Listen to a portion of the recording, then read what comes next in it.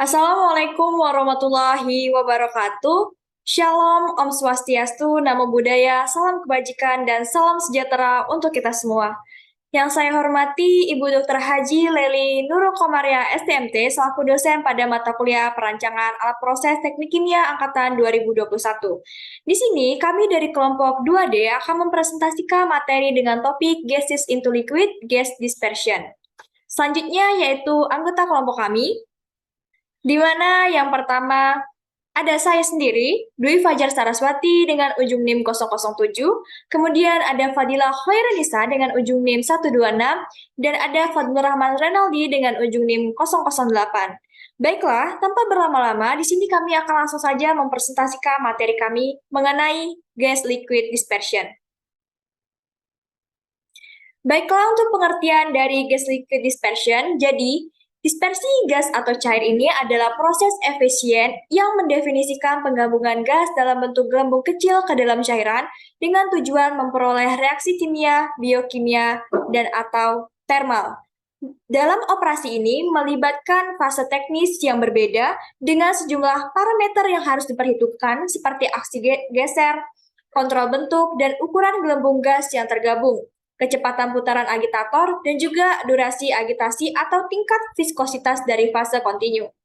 Sistem dispersi gas atau cair ini cocok untuk berbagai aplikasi industri, di mana transfer material atau reaksi kimia antar fase sangat diperlukan. Ini adalah khusus di industri kimia dan petrokimia, farmasi, kosmetik, dan juga pengolahan makanan. Kenapa? Karena efisiensi operasi yang memungkinkan kontak gas dengan cairan sangat beruntung pada kualitas antarmuka antara fase dan pada area pertukaran yang dibuat. Penggunaan tangki agitasi juga terbukti menjadi solusi yang terbaik di berbagai besar aplikasi dispersi. Kemudian untuk sistem dispersi ini sendiri digolongkan menjadi 3 macam, yaitu yang pertama dispersi kasar, yang kedua dispersi halus, dan yang ketiga dispersi koloid. Selanjutnya, baiklah, selanjutnya yaitu mengenai equipment dari gas liquid dispersion, di mana digunakan beberapa alat, yaitu yang pertama ada turbin disgas, di mana turbin ini dikembangkan untuk mendapatkan efek dispersi gas yang setara dengan turbin Ruston, karena pada saat yang sama secara signifikan akan mengurangi daya yang akan dikonsumsi. Kemudian yang kedua yaitu turbin Ruston.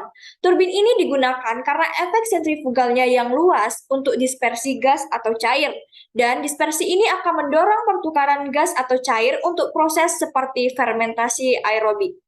Kemudian penggunaan turbin ini khusus untuk melengkapi pengaduk magnet seperti pada turbin disgas dan Ruston ini, dikarenakan turbin ini sangat menentukan untuk memaksimalkan panjang lintasan gas dan waktu tinggalnya di dalam tangki.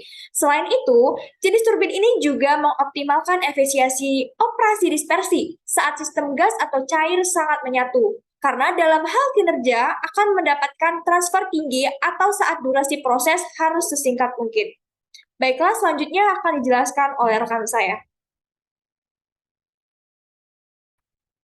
Baiklah, selanjutnya yaitu ada turbin framing. Turbin framing sendiri dirancang untuk membubarkan gas dalam cairan. Poros tubularnya memiliki bukaan di bagian atas untuk memungkinkan gas disedot keluar pada bagian atas bejana. Turbin self-framing terutama digunakan untuk efek sentrifugalnya yang luas. Itu juga dapat ditemukan dalam aplikasi khusus seperti proses tipe hidrogenasi.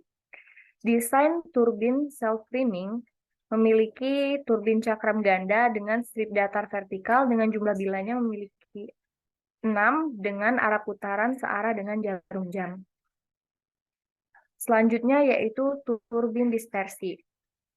Turbin dispersi dikarenakan desainnya dan kecepatan periferalnya yang tinggi di antara 15 sampai dengan 20 meter per detik.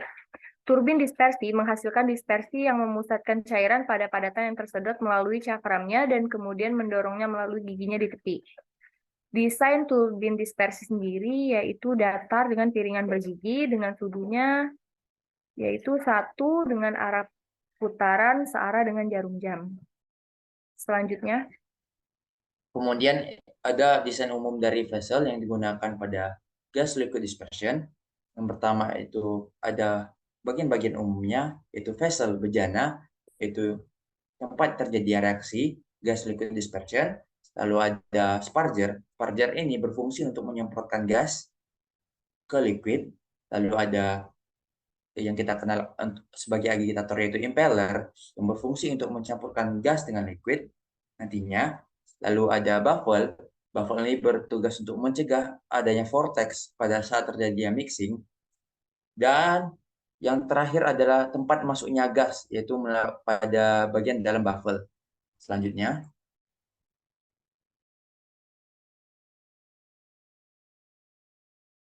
Baiklah, selanjutnya yaitu mengenai proses of gas liquid dispersion, yaitu flooding, loading, dan complete dispersion. Flooding sendiri yaitu fase di mana impeller masih belum bergerak atau mulai bergerak, dan gas telah disebarkan melalui sparger sehingga gas terakumulasi atau membanjiri impeller. Selanjutnya loading, yaitu fase gas mulai terdispersi, kecepatan penyebaran gasnya diturunkan dan kecepatan agitatornya dinaikkan. Selanjutnya complete dispersion, yaitu fase di mana gas terdistribusi merata pada liquid. Selanjutnya, Baiklah, selanjutnya ini adalah tampilan video mengenai proses gas liquid dispersion. Silahkan ditayangkan.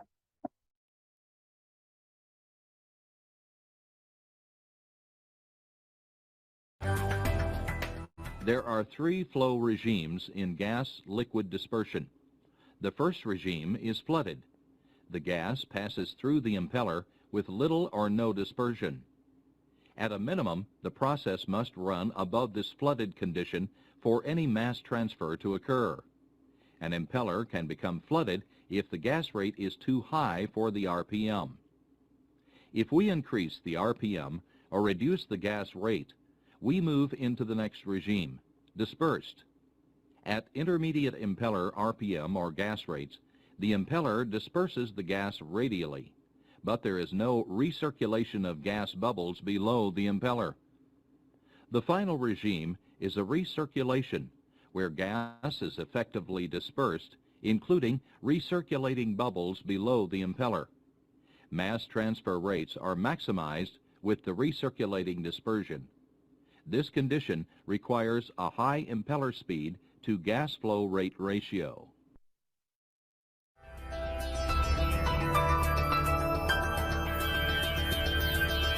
Baiklah, sekian pemaparan dari video kami mengenai proses gas liquid dispersion. Selanjutnya mengenai materi perhitungan akan dijelaskan oleh rekan saya. oke, saya akan membahas perhitungan tentang gas liquid untuk liquid dispersion, yaitu ada masalah di mana reaktor sudah dibangun menggunakan flat blade turbine, tetapi penggunaan turbin ini sangat tidak memuaskan pada proses yang dibutuhkan.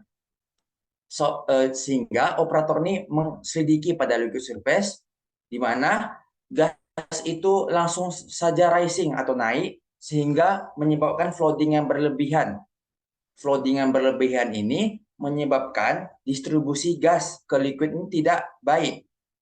Hal ini harus dicegah, di mana diberikan data sebelumnya dengan penggunaan flat blade turbine, didapat T sama dengan 2 meter atau diameter dari vesselnya, D sama dengan 0,8 meter atau diameter dari impellernya, N sama dengan 1,13 rps, QG sama dengan 0,12 meter kubik per second, mu sama dengan 1 cp, rho sama dengan 1000 kg per meter pangkat 3, Na sama dengan 0,21, NFR atau number 4 itu sama dengan 0,1.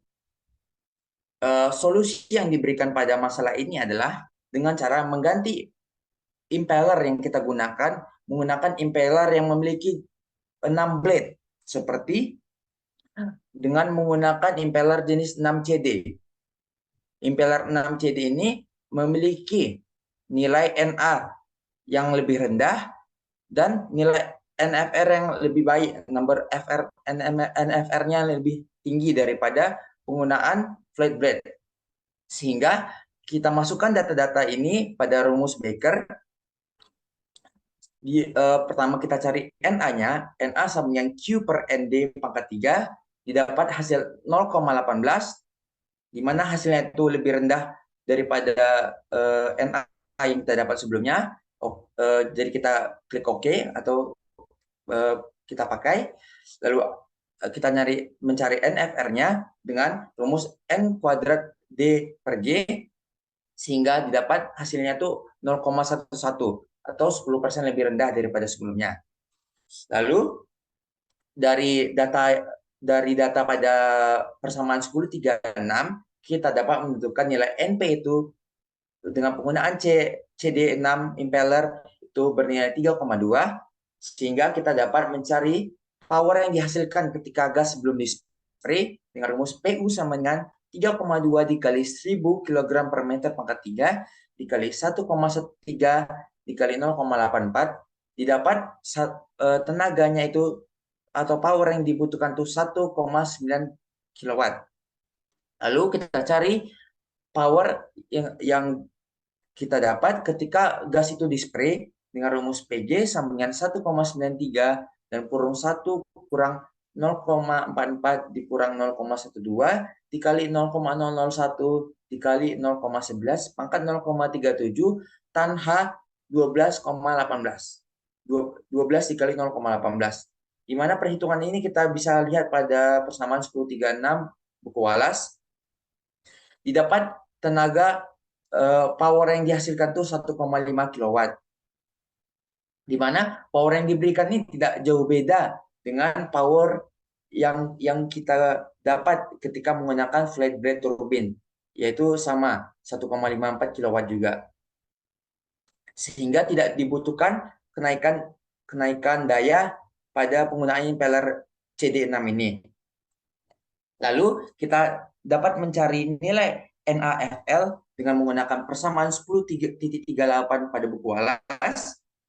Didapat NaFl sama dengan CFL dikali NF dikali D per T pangkat 3,5. Fungsi dari perhitungan ini adalah untuk mencari persen float-nya, di mana kita masukkan nilai-nilai yang kita dapat pada persamaan 10.38, di mana 70 dikali 0,11 dikali 0,84 per 2 dikali 3,5.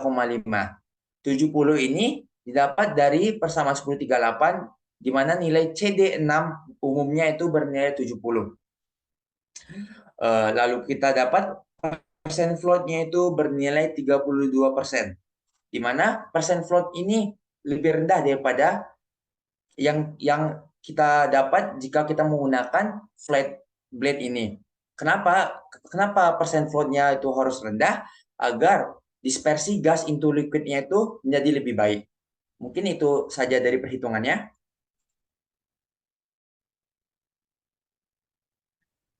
Baiklah, mungkin sekian pemaparan dari materi kami. Mohon maaf apabila ada salah dalam penyampaian kata, dan semoga materi ini dapat bermanfaat bagi kita semua. Kami akhiri, wabillahi taufiq wal hidayah. Wassalamualaikum warahmatullahi wabarakatuh.